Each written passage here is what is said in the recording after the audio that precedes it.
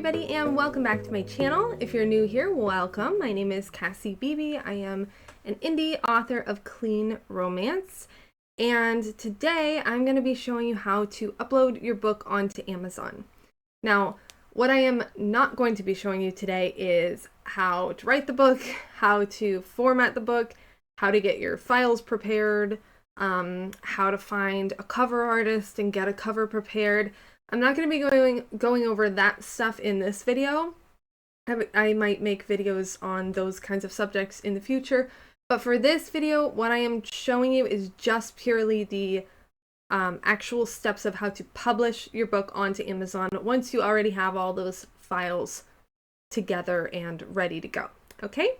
Also, quick disclaimer, I am using a new setup here with a new microphone and computer, and I have been fussing around with it quite a lot to get it to even work, and for some reason on my end it's really quiet, and I'm hoping that in editing I might be able to crank the sound up a little bit so it's not so quiet once you're watching it on YouTube. But if it is still really quiet, then I apologize, and I will try to speak clearly and enunciate for you. Alright, so hopefully I am not at any point in this video covering anything up with my little box of myself off in the corner there. I think I've made it small enough to avoid that problem.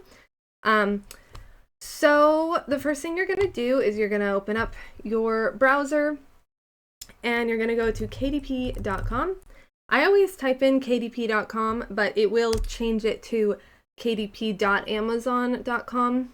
So if at any point you're on a website that doesn't say kdp.amazon.com, then you might not be on the correct website. So keep an eye on that, but I mean, if it looks like this, you're probably good to go. So you're going to go to kdp.com, you're going to create an account. So if this is your first time ever publishing and you don't have an account set up here, you're going to create an account. You all know how to do that.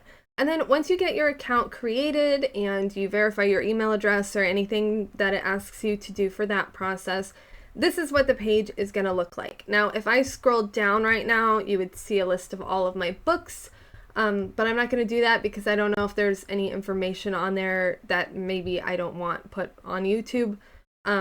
So I'm just going to leave it here. So you're going to come to this little spot right here and press create. And it's going to ask you what you'd like to create. An ebook, paperback, hardcover, a series page, or Kindle Vella. For today, we are going to be showing you how to do an ebook and a paperback, so it doesn't matter which one you start with. Let me assess that really quick and make sure that's correct. Yeah, no, it doesn't really matter which one you start with. So let's go ahead and start with the ebook. So this is the page that you're going to see when you click create ebook. You're going to have 3 sections of the process. So the first is details, then content, and then pricing. So for details, you're going to choose the language that your book is in. We're going to stick with English. And then you're going to put your book title.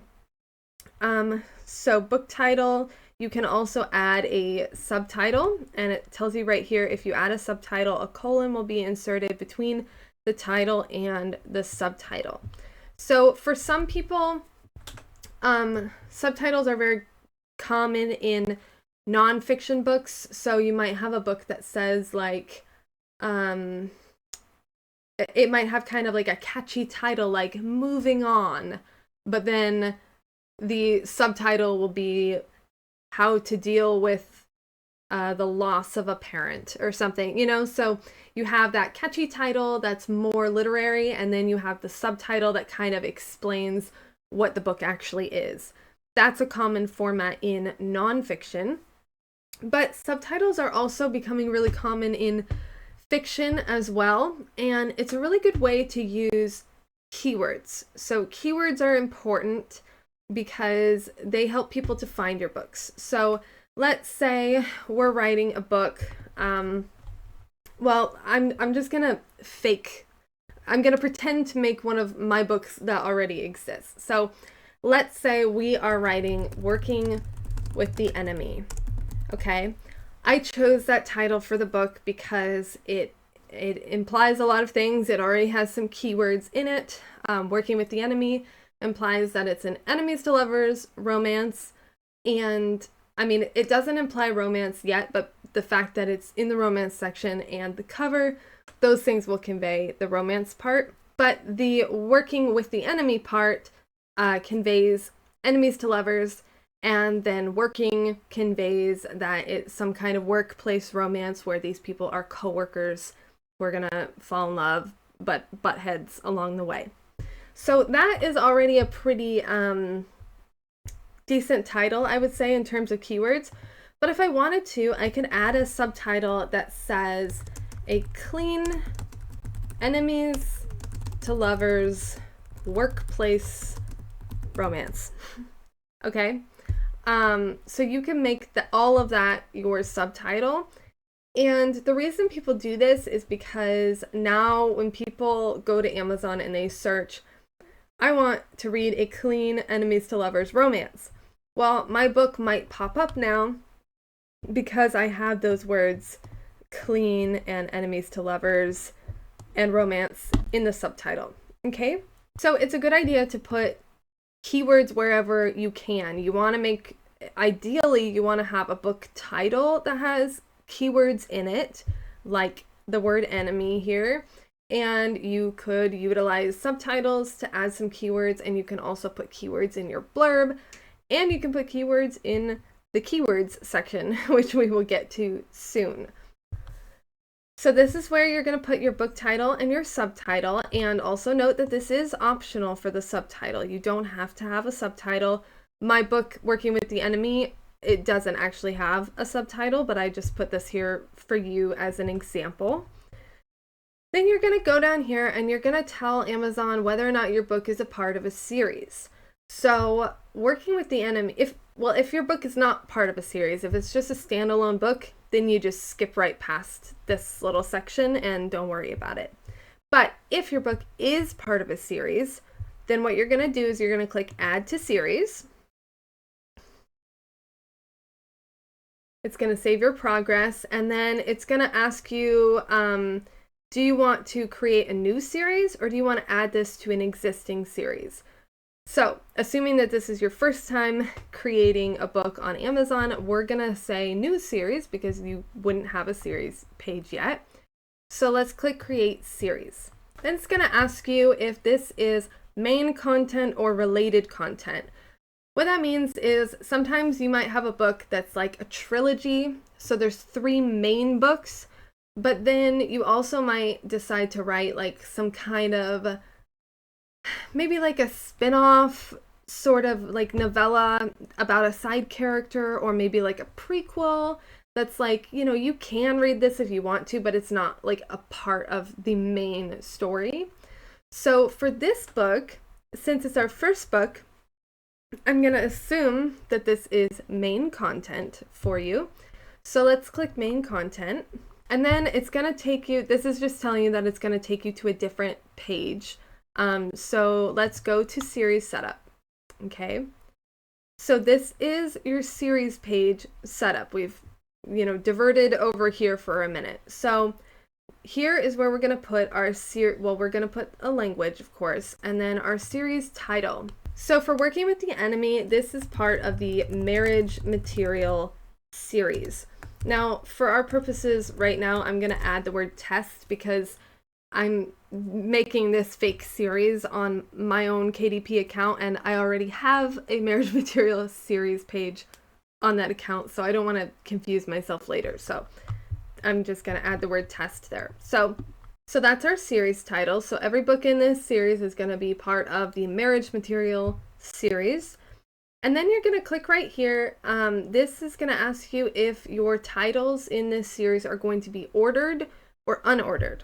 So sometimes people might make a series of books where it's like, maybe they're all billionaire romances. So the series title might be Billionaire Romances. Or that's not a good series title, but you know what I mean? It might be like, Love with the Billionaire or something like that. And the books in that series might just be all kind of standalone romances that they're deciding to put in a series because they all have the same trope. So it doesn't really matter which book you read first. So in that case, you would say unordered. Do not display numbers with the titles, as the books can be read in any order. But for my series, for the Marriage Material series, it is an ordered series. You can read these books as standalones, but they do have a sequential chronological order that is best if you read them in that order. So we're going to say ordered series. All right, so down here it says your series detail page image will be automatically created using up to the first 3 book covers in your series. So what that means is that when you go to, actually, why don't I just show you really quick what that means? I will show you with my own series page. So right here, so this is one of my titles, Falling for Sunshine, and you can see it says Marriage Material Book 3, and right here it says Book 3 of 3, Marriage Material. So if you click here, it's going to take you to the series page. So this is what your series image is going to look like. This book right here is the first book in the series. This is the second, and this is the third. So that's what this little graphic is showing you. So it's going to show you the books, and then it's going to have a little like blurb about the series, and then people can scroll down here and see each book individually, or they can say, I want to buy the whole series, and they can just click right there to buy all of it. So the next thing you're going to do is you're going to enter a description for your series, and you can leave this blank. It says optional. You can leave it blank, and it says that Amazon will display the description from the first book in the series. But if you want to write a description that describes the whole series as a whole, instead of just the first book, you can write something about that right there. So for now, I'm just going to leave this blank since it's optional, but you can write your series description there, and then you press Submit Updates. All right, series detail saved. So now you're going to click Go to Title Setup, and I believe it's going to take you, yes, it's going to take us right back to the setup we were working on with the ebook. But now when you look at the series page or the series section, it's going to say series title, Marriage Material, and this is book number 1. Now, if that's incorrect for some reason, if you're setting up your book and this says book number 2, then you can click Edit Series Detail, go to Series Manager, and you can reorder the books here, edit book order. So there's only one book here right now, so it doesn't really, it's not going to probably let us do that, but you can click Edit Book Order and make sure you've got it in the proper order there. All right, so the next part of the process is edition number. This is going to tell your readers whether this is an original or updated version. So what that means is, let's say you published a book and then maybe a few years later you decide you want to do some significant edits and change some things and republish it. You might want to note that this is edition number 2 now. This is the second edition of this book. That way people know if they see that you've published a new book, but it's the same title as before, and maybe it's a different cover, and the blurb is like kind of the same, but they're like, I'm not sure if I've read this or not, or if I already have this. They can see that it says edition number 2, and that'll tell them, oh, okay, this is that same book. It's just a new edition of it. Okay, but we're gonna leave that blank because if you leave it blank, then it's, you know, assumed that it's the first edition. Author, this is where you're gonna put your name, okay, and then contributors, this is where you can add, so let's say you have a co-author, you could put their name in there. You can also put an illustrator. If you're publishing like a children's book, you would probably want to credit your illustrator here. Now, there is this section right here says editor, and I would not recommend, you know, when I was first starting out, I figured, well, I had an editor, right? So I should put them in here, but that's actually really like not commonly done. You usually credit your editor on the copyright page of your book. You don't put them in this contributors section. So for most of you out there just publishing a fiction book that you wrote yourself, you're probably not going to add any contributors here, okay? This is going to be like kind of a rare situation for certain types of books. Okay, now right down here, you're going to write your description. So this is your book blurb. You can, type whatever you want in here. This is where your blurb goes. And I'm not going to write anything here right now and make something up on the spot, but I would recommend taking a look at the format of other people's blurbs when you're writing your own blurb. No, not just the format, also the content. There's definitely an art to writing a good blurb, and that's a whole other subject for another video. But take a look at other people's format. Most people have like a tagline at the beginning, and usually you would put that in bold. So if you put your tagline here, and then you'd put that in bold so that it's eye-catching. And then you'd put your blurb, and then sometimes people will put a little like page break, and then maybe they put content warnings, other notes about the series or the book. Okay? So just take a look at what other people have done for their blurbs. And when I say other people, I mean go to the bestseller lists of your category and look at what those people have done, because those are the people who are really selling a lot of books. So you want to kind of learn from them. So this is where you put your blurb description of the book. Right down here, it's asking you for your publishing rights. If you wrote this book, you're going to say, I own the copyright and I hold the necessary publishing rights. Now, clicking this, excuse me, does not mean that you actually have registered this work with the government and gotten an official copyright for it. You can do that, and that's a subject for another video. You can absolutely do that, but just so you know, clicking this video does not mean that you've done that. So if you haven't done that yet, you should still click this, okay? Because you still own the copyright of your book just from writing it, okay? It is yours.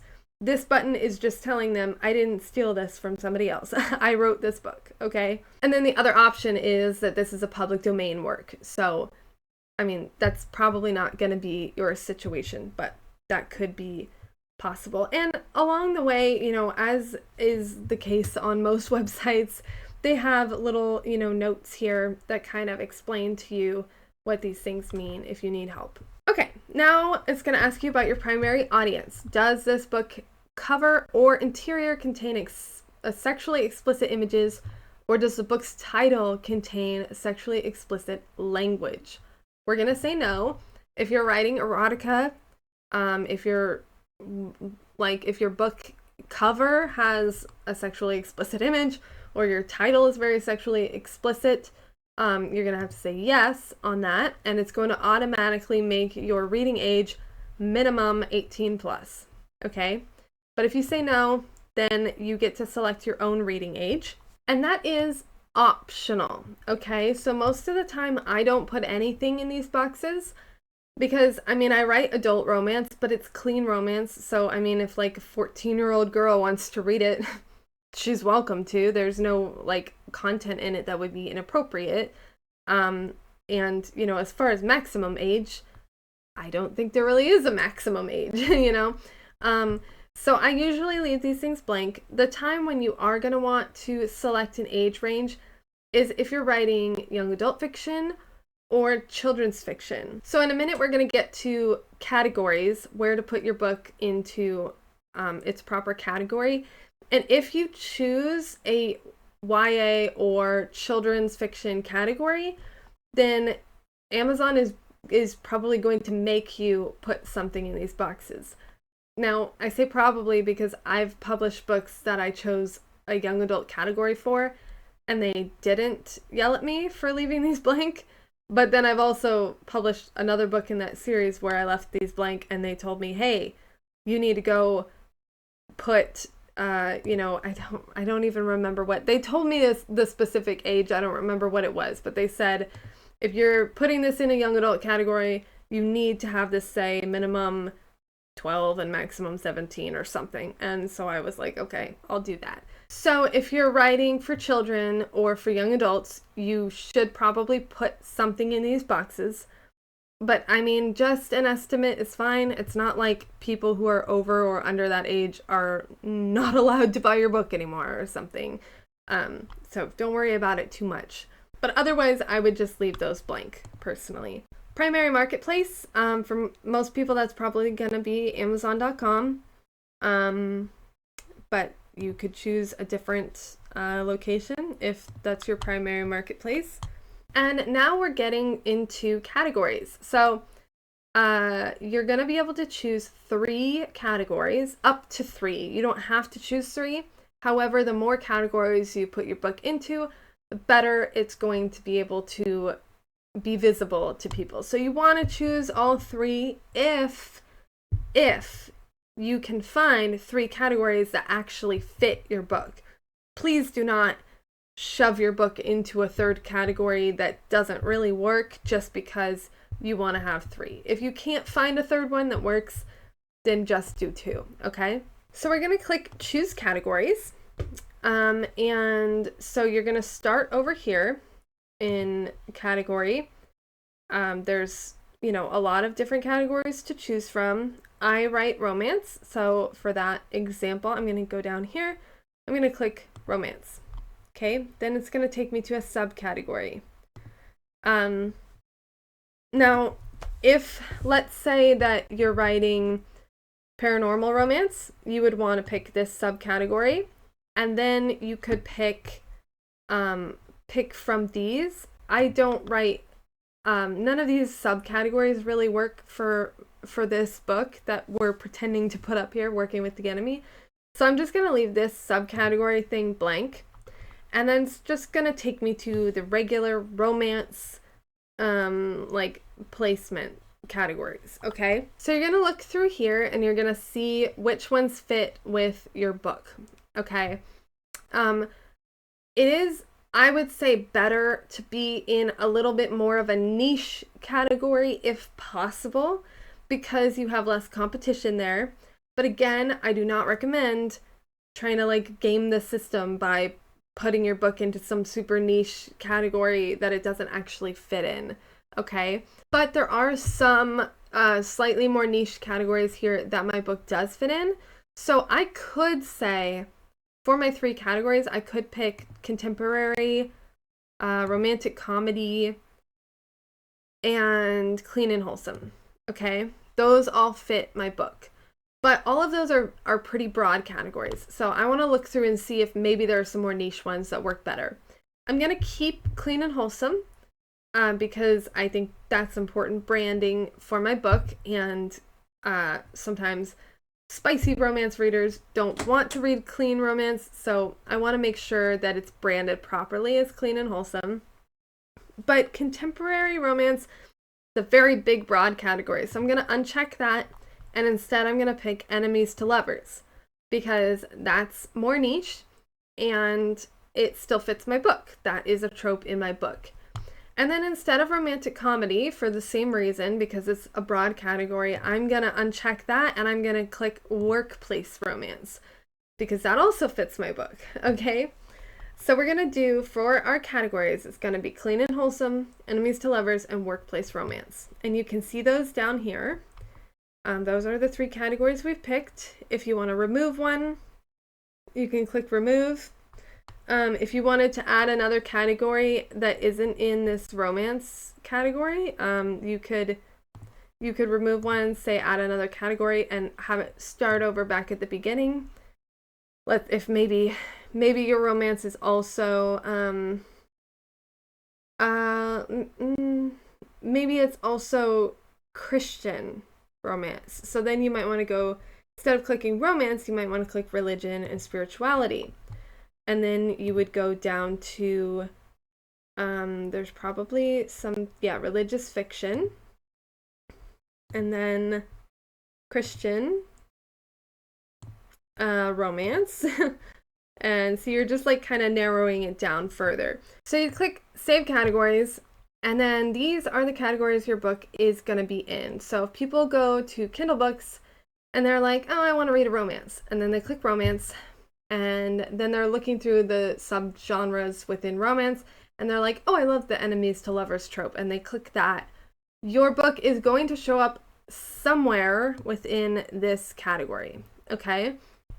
Probably not very close to the top or to the front until you've made a bunch of sales. It's going to be, towards the end of the pages and pages of these books, but it's going to show up somewhere within these 3 categories. All right, now let's move on to keywords. So you can choose up to 7 keywords for your book. You know what? Hang on one second.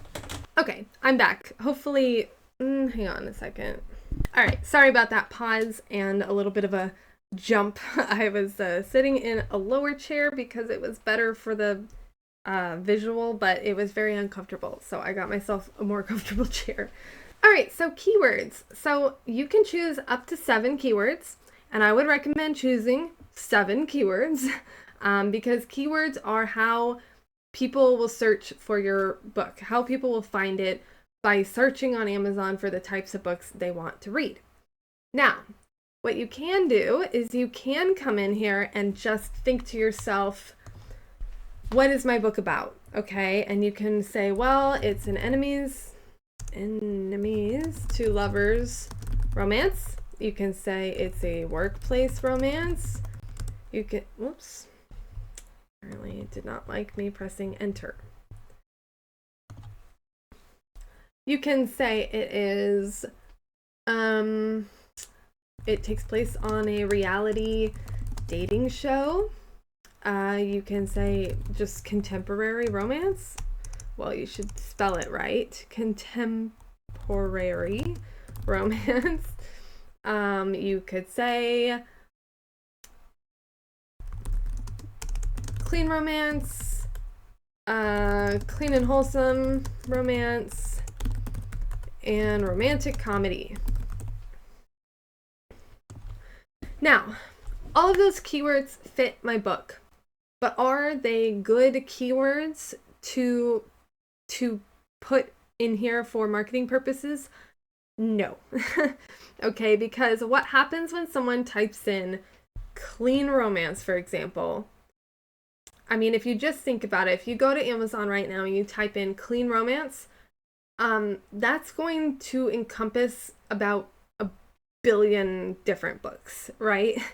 So your book, even though you have this as your keyword, it's probably not going to show up very high on the list, right?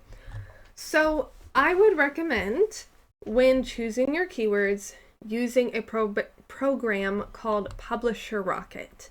Now let me show you really quick what that is. I'm not going to be showing you how to use it right now because that is a video in itself, and I would like to make that video at some point. So Publisher Rocket is a program that, like I said, it's a little complicated. This is what it looks like. Okay, so it's a lot of data.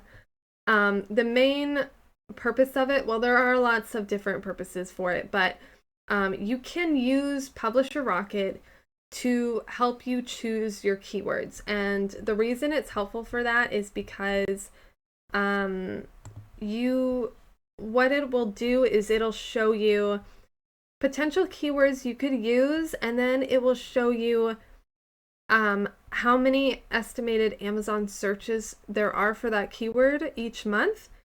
And then it'll tell you, sorry, I'm having a hard time seeing this. It'll tell you the number of competitors for that keyword, average monthly earnings, Google searches per month, and it will give you an overall competitive score.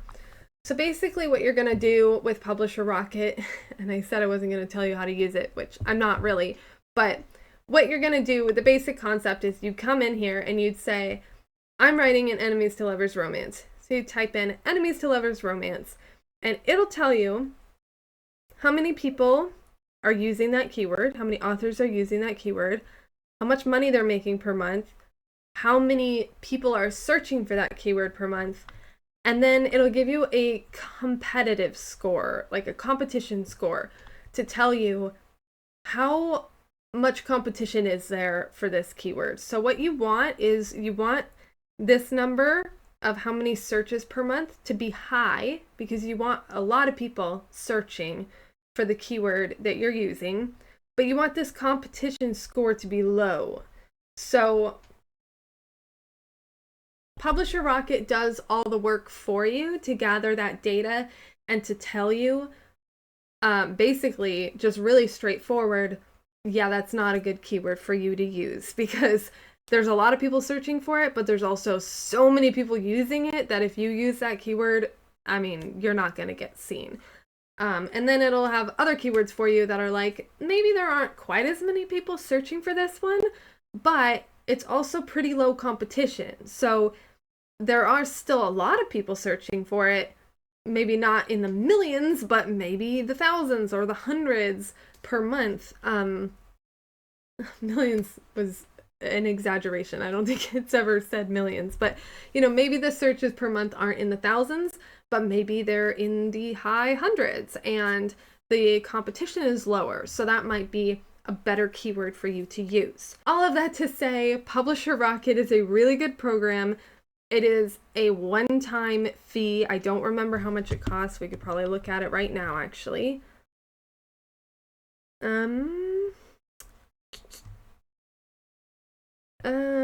Yes, $97 for Publisher Rocket. It's not just for keywords. There are other uses for it as well. There's a lot of uses for it, and this guy does a lot of videos on how to use it.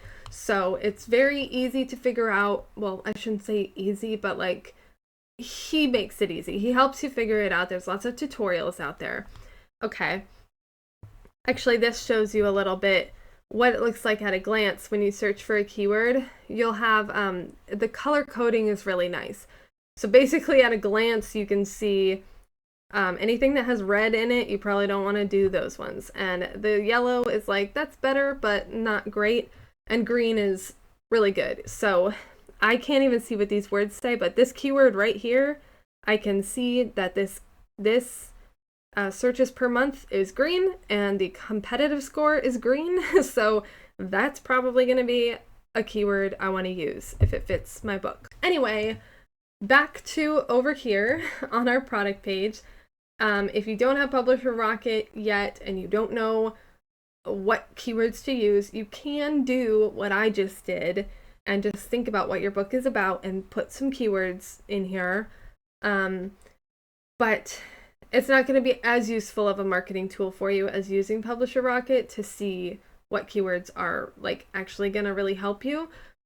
But this is a good start, okay? Definitely don't leave this part blank, okay? You want to try to come up with 7 if you can. All right, now this next section right here is for pre-orders. Now, it's telling me that I'm not eligible for pre-orders because I was so naughty in the past because I set up a pre-order and then I had to cancel it, and they don't like that very much. So I'm not eligible to use pre-orders right now. I think there's like a certain amount of time, like a year or something, that you're in like pre-order jail and they won't let you use pre-orders anymore. But you can set up your book for pre-order instead of publishing it right away. There are lots of pros and cons to this. I would recommend looking into that deeper. I would recommend asking some people in Facebook groups, why do you do pre-orders or why do you not? What are the pros and cons?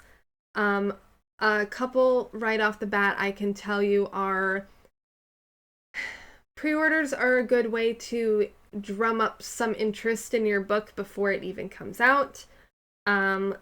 It's also a nice way to, let's say you wrote one book and you're gonna write a sequel, but you don't have the sequel written quite yet. But you want to put a link to the sequel in the back of the first book so that when someone finishes the first book and they get to the end and they're like, oh, I want to read the next one, they can buy it right then, okay? That's a really good marketing tool. So if you haven't finished the book yet, one way that you can still have a link like that in the back of your previous book is to have the second book up for pre-order. So the book isn't actually finished yet, but they can still click the link and go to the product page, and the product page will say something like, this book is on pre-order and it releases in September of 2024 or June of 2025, okay?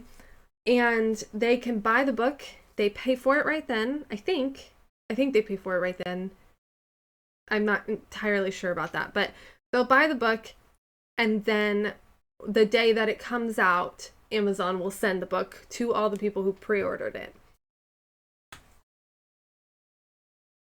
So those are some of the pros to pre-orders. Some of the cons are, if you don't finish writing the book in time by the time you said it's going to be released, and you have to tell Amazon, oopsies, I don't have a book, and my book is supposed to come out, and 50 people paid for it already because they bought the pre-order, and there's no book here.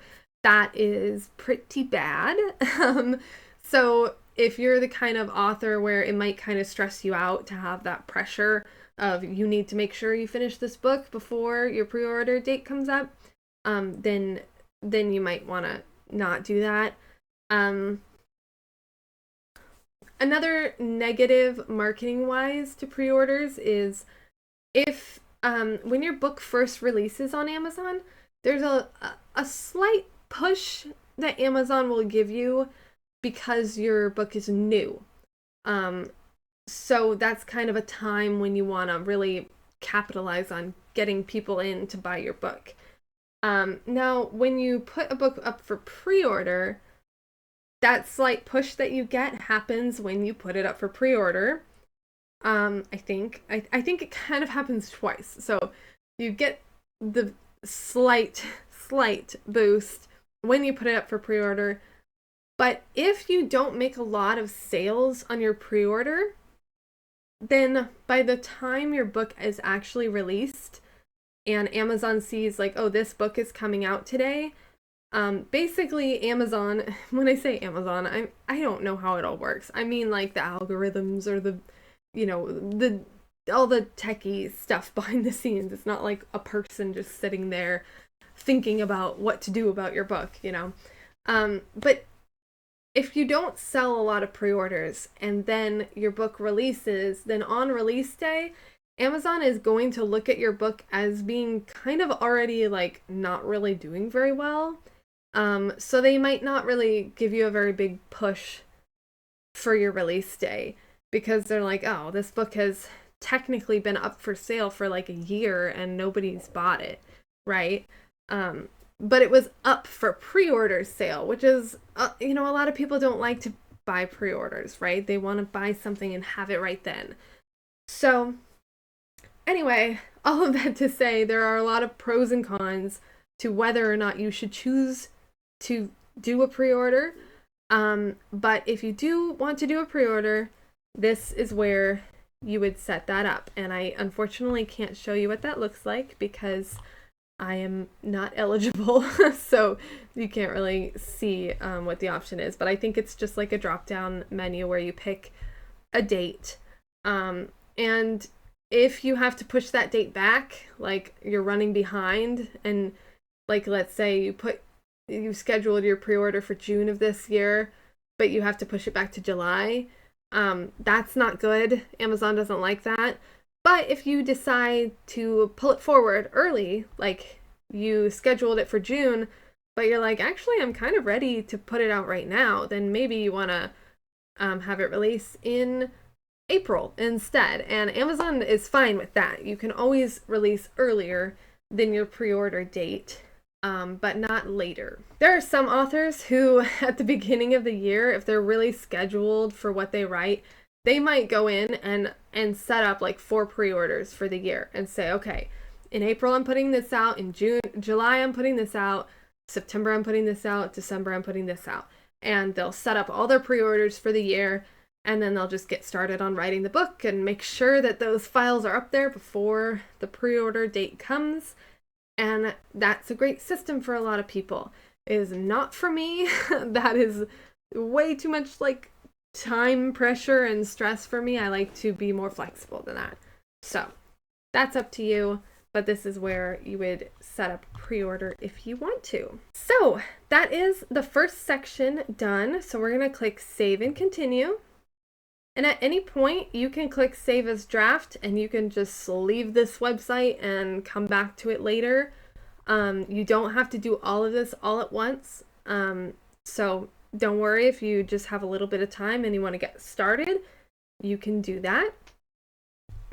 So you can see here it says our Kindle ebook details are complete. So now we're starting on the content part. So this is where you're going to upload your manuscript. Now, like I said, I'm not going to be showing you how to actually format a book or, make your book look pretty. That's what formatting is. I'm not going to be showing you how to do that. I'm just showing you how to put it up right now. But that is a video that I could talk about more in the future. There are various ways that you can format a manuscript. But for the purposes of this, I'm just going to put up kind of like my book, Working with the Enemy. So we'll do formatting. Let's see, final formatted files, marriage material series, Working with the Enemy. And this is a generic EPUB file. That is the type of file that Amazon likes for ebooks. So that's what we're going to use. So I'm doing this to kind of show you the process of what it's like when it's uploading. So it says it's uploaded, but it is still processing. So that's going to take a few minutes. So while we're waiting for that, let's go through the rest of this. This DRM thing, Add Digital Rights Management, to inhibit unauthorized access to or copying of digital content files. Note, this cannot be changed after publication. It will explain a little bit here. It says that some authors like the protection of DRM, others want readers to share their work, so they don't mind people lending out ebooks. I am not extremely well versed on the pros and cons of checking this box or not. I think I usually check it, but it's kind of like an extra protection to try to keep people from sharing your book around or copying it. But it also might prohibit people from like lending your ebook to a friend, and maybe you don't want to prohibit people from that, so you might not want to check this. This is something I would recommend looking into more on your own. I'm not comfortable just telling you, yes, you should check this, or no, you shouldn't. There are varying thoughts out there on whether or not you should check this box. All right, and this is where you're gonna upload oh gosh, my brain did not work just now, Kindle ebook cover.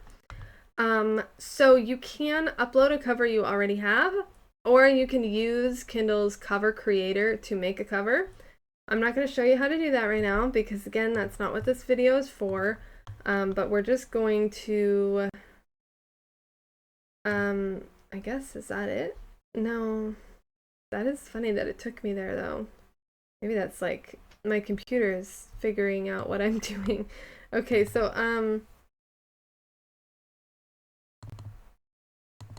oops.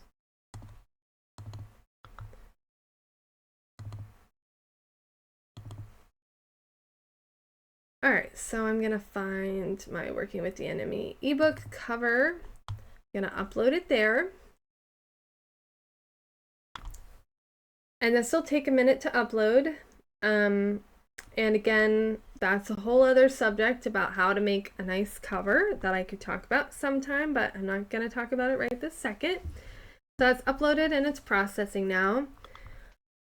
This is a relatively new thing where Amazon is asking if you've used any AI tools in creating content.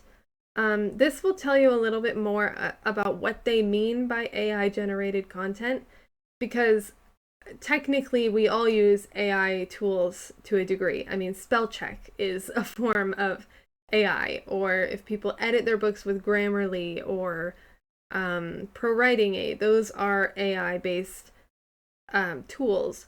But that's not really what this means. This means like if you used ChatGPT or Claude or Pseudo-Write to like actually write content for you, or if you use Midjourney to create the images for your cover. So, it says, did you use AI tools in creating text, images, and or translations in your book? My answer is going to be no.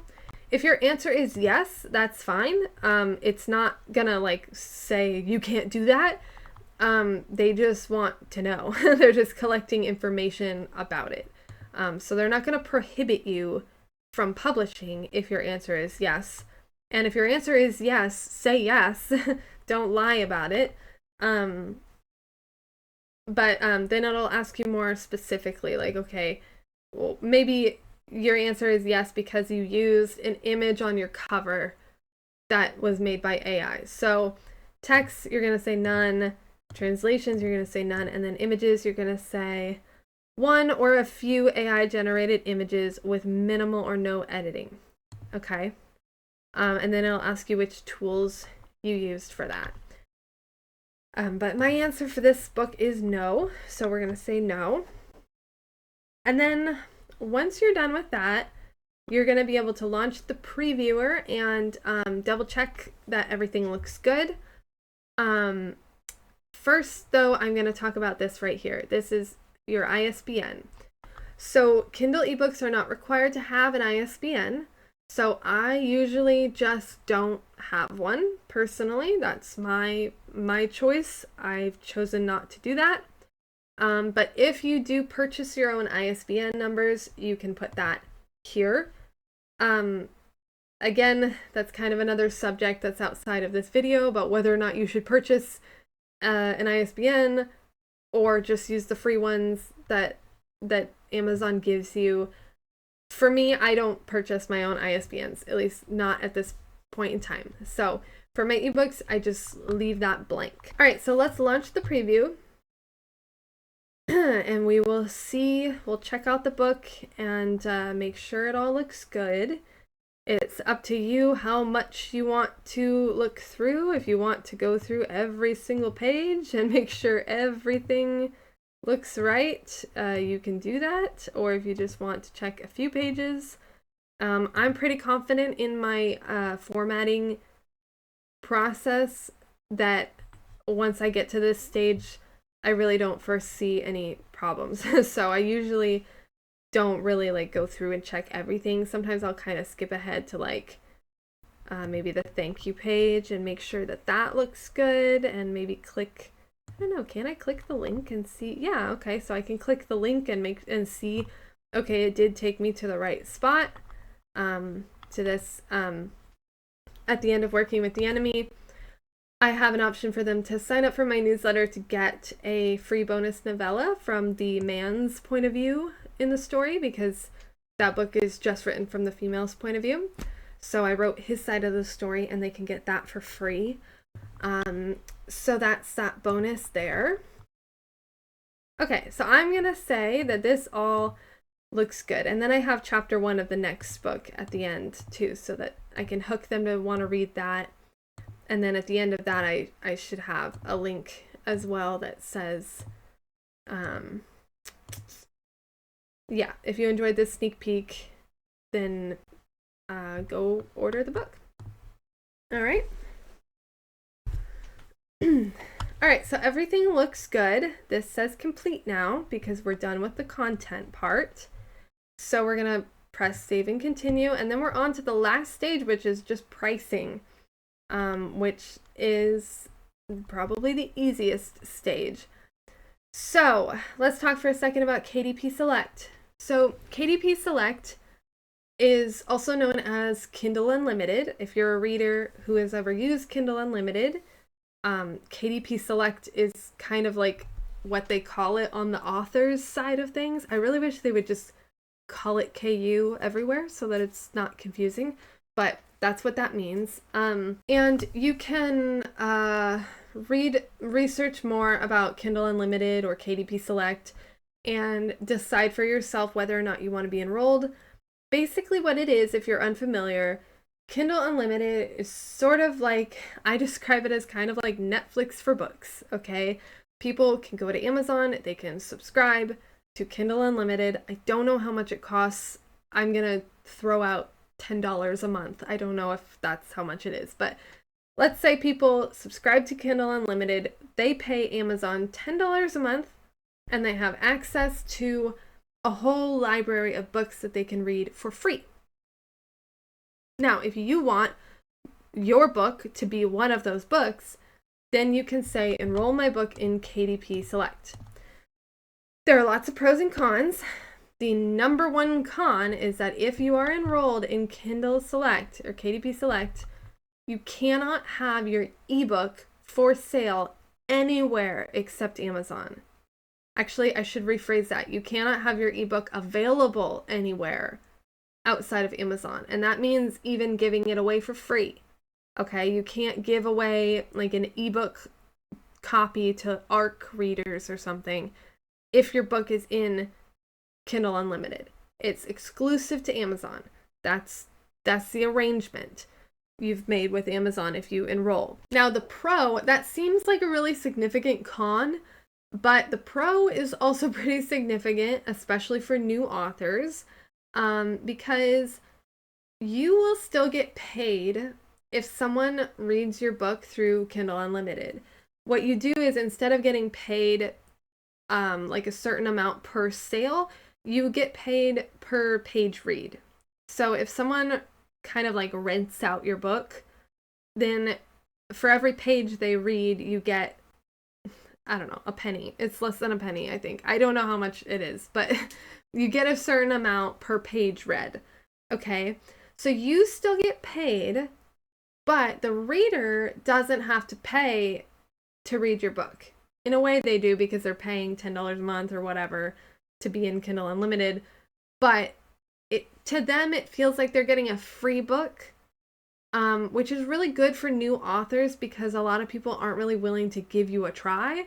But if your book is free for them to read and they're like, well, I'm already paying for Kindle Unlimited and this book's on there, so I might as well give it a try, right? Even though I don't know who this author is, even if I start reading their book and I don't like it, like, so what? I'll just stop reading it. I didn't have to pay for it. So I would say that's the number one reason why a lot of people do enroll in Kindle Unlimited, despite the fact that it makes them have to be exclusive to Amazon for their ebook. You don't have to be exclusive for paperbacks and hardbacks, though. Your ebook can be in KDP Select, and you can still sell paperbacks and hardbacks elsewhere. You just can't sell your ebook anywhere else, okay? So, but it gives readers a chance to check out your books seemingly for free, which might make them more willing to take a chance on a new author they've never heard of. So it's totally up to you if you want to be in Kindle Unlimited or not.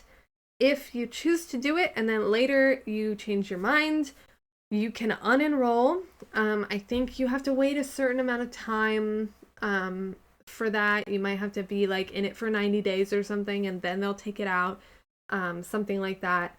But you can enroll in KDP Select later, and you can also unenroll later.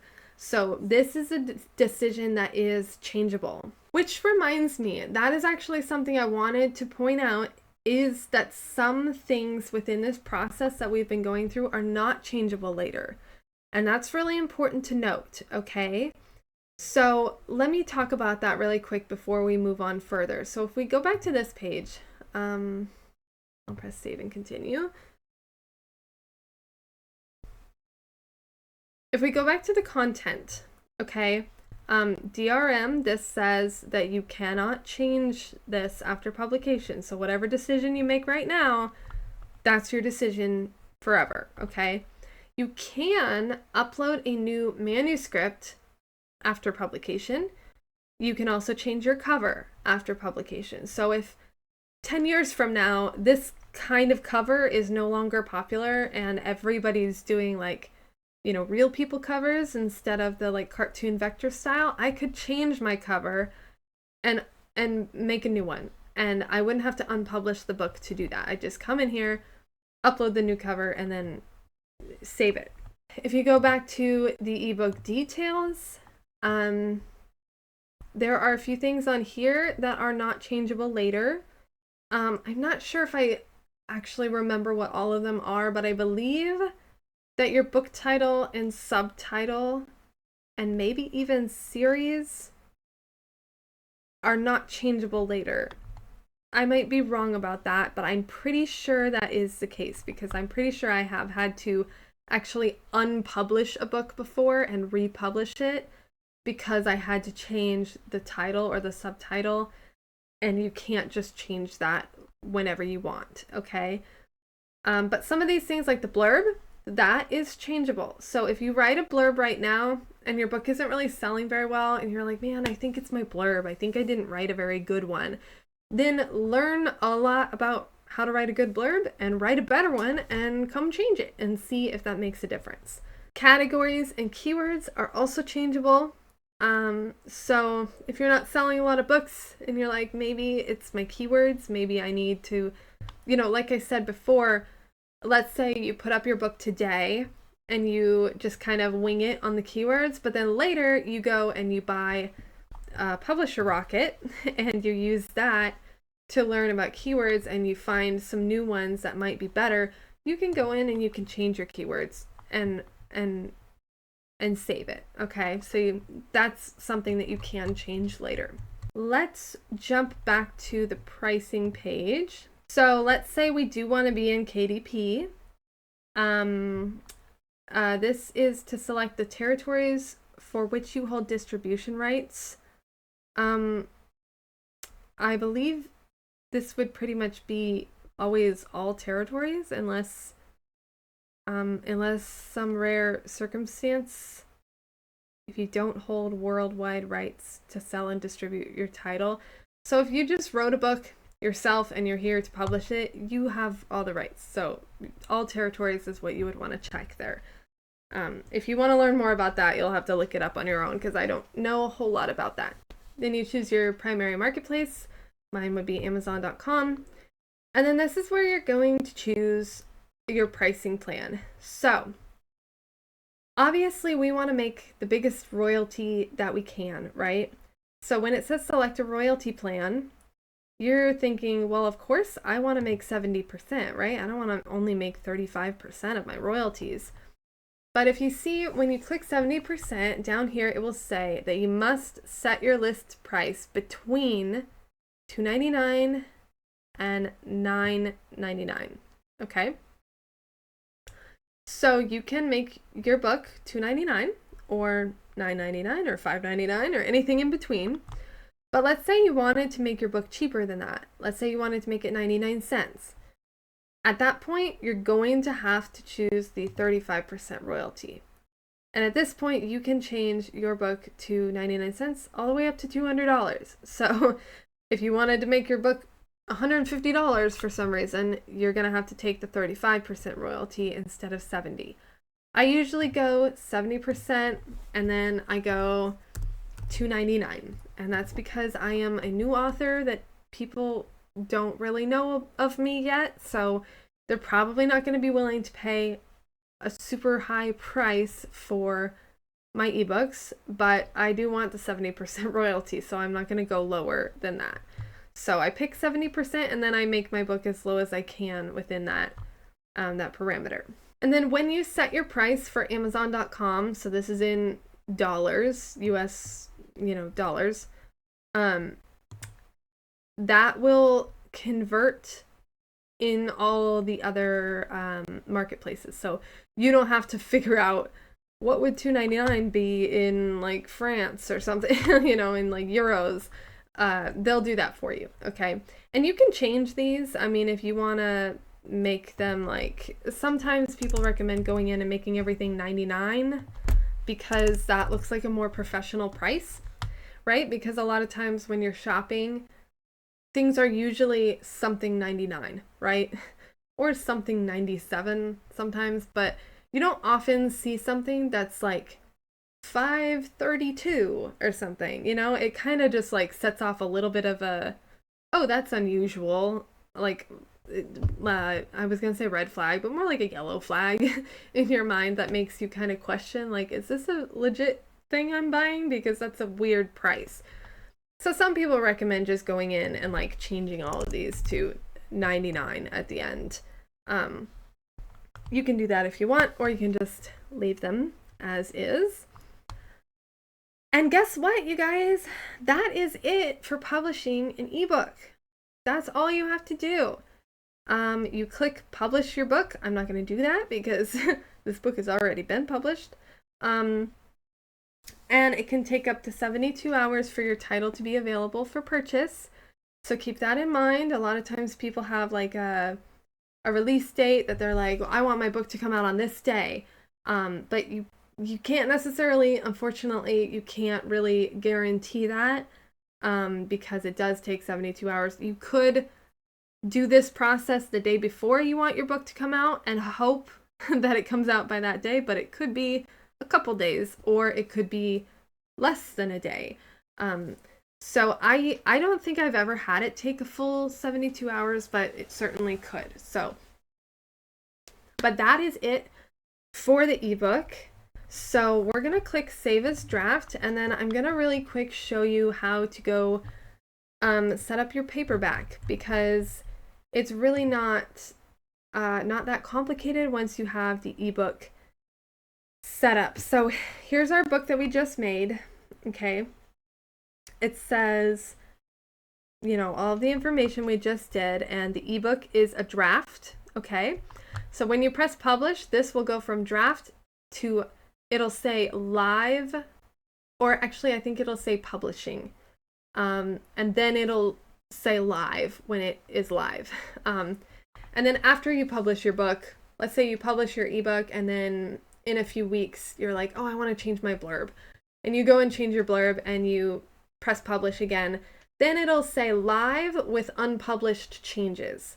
So that means that if you change something like your cover or your blurb, they're not going to take your book down while they're processing the changes. They're going to leave it live as is, and then once the changes are processed, they'll just swap it out, and you know, people can still order your book throughout that whole process. All right, so we're going to click this button right here to create our paperback.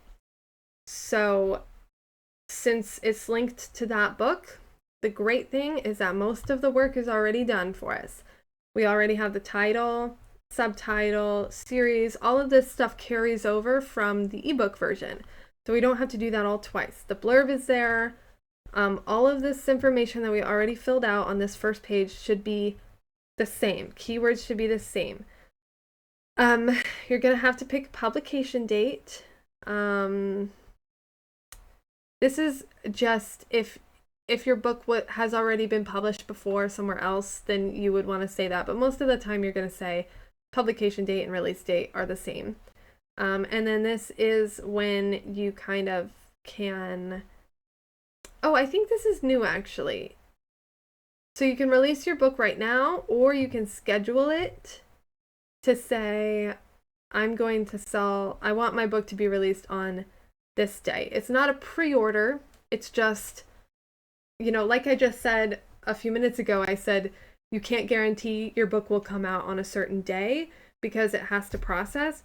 But I guess now with the paperback, you actually kind of can. So you can say, go ahead and do the processing now, but just don't release it until maybe like next Friday or something like that. Okay. The only thing on this first page that is going to be different really than the ebook is categories, because paperback categories are different than ebook categories. So you're going to need to choose your categories again. So we're going to go down again to romance, and you might be able to see how the categories differ. None of those apply to me, so I'm going to go here. And they might be different or they might not be different, okay? So mine are actually still on here. So workplace romance, enemies to lovers, and clean and wholesome. Those are all still on here. But there are some things that are a little different, so you're going to want to look through. And then if you look at the actual string of categories, see it says books, and then romance, and then workplace romance, instead of ebooks, and then romance, and then workplace romance. So this is a different location than your ebook version that's in the workplace romance category. They're different categories. So you have to do this twice. Okay? So that's pretty much the only thing that you have to change on this first page. This book, or this question asks if your book classifies as a low content book or a large print book. So sometimes people, if you're publishing like a journal or a notebook or a planner, that's a low content book. So it doesn't have like a bunch of text in it. It's not a novel or something. So you'd want to check that box. Or a large print book. So sometimes people will publish an alternate version of their book that is a larger font for people who have trouble seeing smaller fonts. So if your content is 16-point font size or greater, you're going to want to check that box. Okay? So we're going to click Save and Continue. And then this second page is going to be a little different. This is where you can say that you own your own ISBN, and you can put your ISBN number in there. But if you're like me and you don't buy your own ISBNs, you can just have Amazon give you a free one. So you're going to say assign ISBN, and they'll give it to you there. So to talk about that really quick, an ISBN is sort of like a social security number for your book. So what happens is people behind the scenes, like book publishers or libraries, if they hear about your book and they want to see how successful it is, they're going to take your ISBN number and they're going to run it through their system, and they're going to look at, where is this ISBN being sold? How many copies are they selling? That kind of a thing. So that's one of the benefits to having an ISBN number that you have paid for, is that across all of your platforms, no matter where your book is sold, you're going to be using that one ISBN number for your paperback and then that one for your ebook. So that means that when a library looks up my ISBN for Working with the Enemy, they're going to see sales I've made on Amazon, but they're also going to see sales I've made on Barnes & Noble or Kobo or Smashwords. So the way that I do it, since I have a free ISBN assigned, that wouldn't really work. So if someone looked up this ISBN number right here, it's only going to link them back to the paperback version of my book that is on Amazon. It's not going to tell them anything about the paperbacks I've sold elsewhere. So that's a very short crash course on kind of what an ISBN number is and why you might want to buy your own. And I'm not going to get into how you buy your own. You can look that up elsewhere. But yeah, that is what that's about. I just use the free ones for now. All right, when you get down here, they're going to ask you what type of ink and paper you want. It's automatically going to be on black and white interior with white paper, but you're going to want to change that to cream. And, the first time I put out a book, I thought, that doesn't make sense. It should be white, right? But if you look at books on your shelf, most fiction books are actually printed on cream paper, not stark white paper. White paper is more common in some nonfiction books or like textbooks.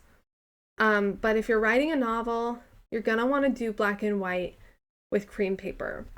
You can also do color with cream paper or color with white paper. Or hang on, sorry, no, you can't do color with cream paper. You can do color with standard color with white paper or premium color with white paper. And that shows you the difference there. So if you have a textbook or a nonfiction book that has a lot of photographs in it, you're going to need to do them in color. So you're going to want to pick one of those. But for most novels, you're going to want to go black and white with cream paper. Also, just a note about covers. When you get a cover artist, they're gonna need to know what type of paper you chose. And the reason for that is it'll tell you right here, paper weight and, you know, the size. And if you look, if I change that to white paper, did it change actually? It actually did not change. Well, they are a little bit different. So the thickness of the paper is supposedly different enough. Supposedly, did I say that right? Yes, I'm not being Joey from Friends. Supposedly, the paper thickness is a little bit different between cream paper and white paper. So your cover artist is probably going to want to know if you chose cream or white, because it will change the spine size of your paperback cover. Now you're going to want to come down here and pick your trim size for your book. The way I would recommend choosing this is honestly by looking at books on your bookshelf. Pick up some books, preferably books that are in your genre, and measure them with a tape measure, or not a tape measure, a ruler. I mean, you could use a tape measure, but it's not necessary. A ruler would be fine. Measure them, see how big they are, see what size book you think looks good. For me, in contemporary romance, for my books, I have found, and these are the other trim sizes, so it automatically puts you on 6x9. I did that at first and I felt like it was a little too big for my book, especially for the size of the width of the book. If my book was a lot thicker, then maybe this would have been an appropriate size, but I usually do 5x8. That's just personally the size that I think works well for my books. And you can play around with that a little bit and try some different sizes and see what they look like, or you can just look on your bookshelf and compare to other books to decide what size you want to use. And it does kind of depend on your genre. Fantasy books are usually going to be a lot bigger and thicker than a contemporary romance. Now this bleed setting. So this says choose bleed if you have images or illustrations extending to the page's edge in your manuscript. So sometimes you might have, some people have like an overlay. I think of like the beginning of Twilight. I don't know if maybe you've never read Twilight or seen the paperback, but sometimes some books will have like a picture in the background of the words, and it is across the entire page.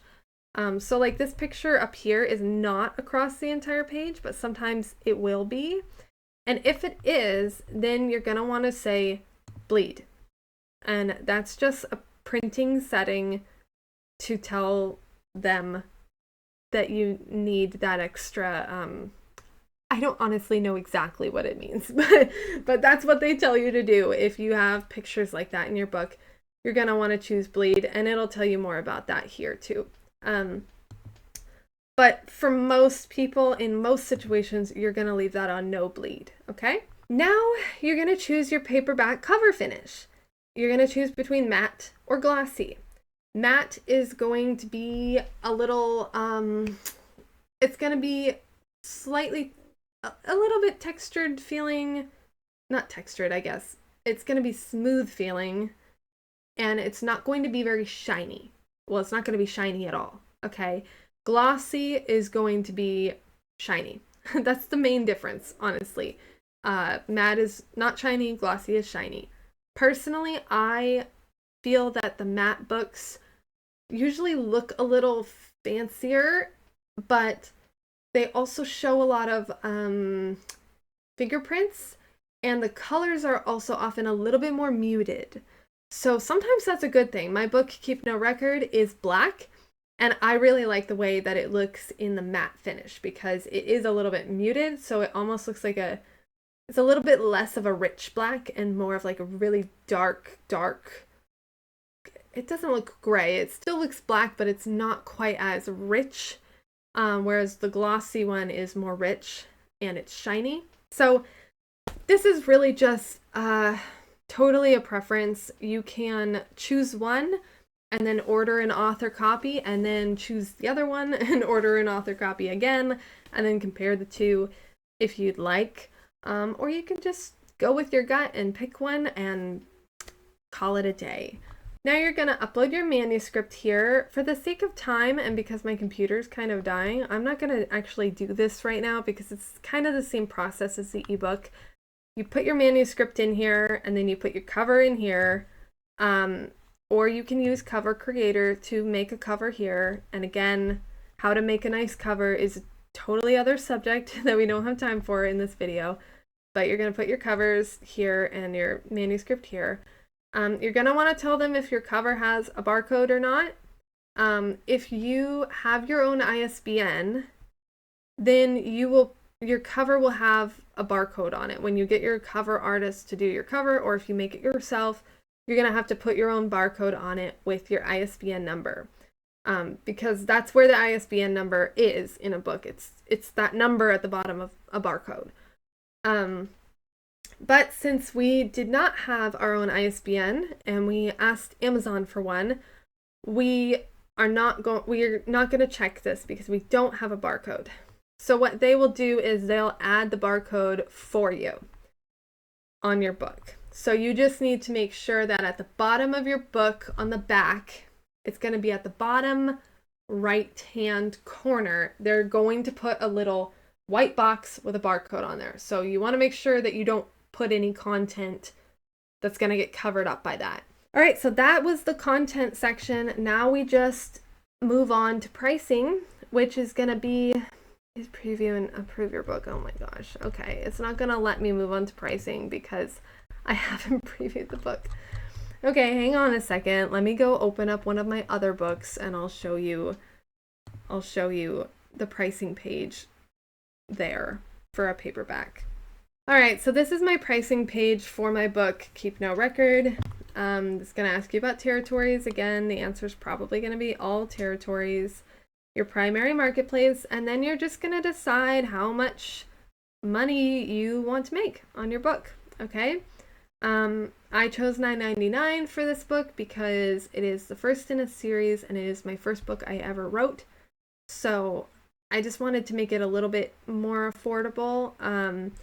But this price right here is going to be telling you the minimum price that you will be allowed to make this book. And the reason for that is based on how big your book is and what the content is on the inside, because the printing costs are going to be higher if your book is longer and thicker and larger, okay? So the printing cost for this book is $4.05. So Amazon is saying, since we have to give you a 60% royalty, you can't make your book any cheaper than $6.75. Because let's see, if I made my book $6.75, then it's going to say my royalty is $0, okay? Because it's going to deduct the printing cost from that, and so I'm not going to end up making any money. So I can't make less than $0. I can't make my book $5 because then my royalty would be lower than $0 and Amazon would be paying, you get the point, okay? You can't make it lower than this number here, okay? So for my book, I made it $9.99. Pricing is a personal choice for you and a marketing decision, so do your research for on what other books in your genre are going for, other books of your length, and other books that are put out by indie authors who are new, because you don't want to try to price your books competitively with Stephen King or something. Like, he can charge a lot more for his books than you can, okay? So the last thing here that we have to look at is this box that says expanded distribution. This says large book distributors can make your title available to other online retailers, libraries, universities, and booksellers beyond Amazon. Enrollment is subject to eligibility requirements.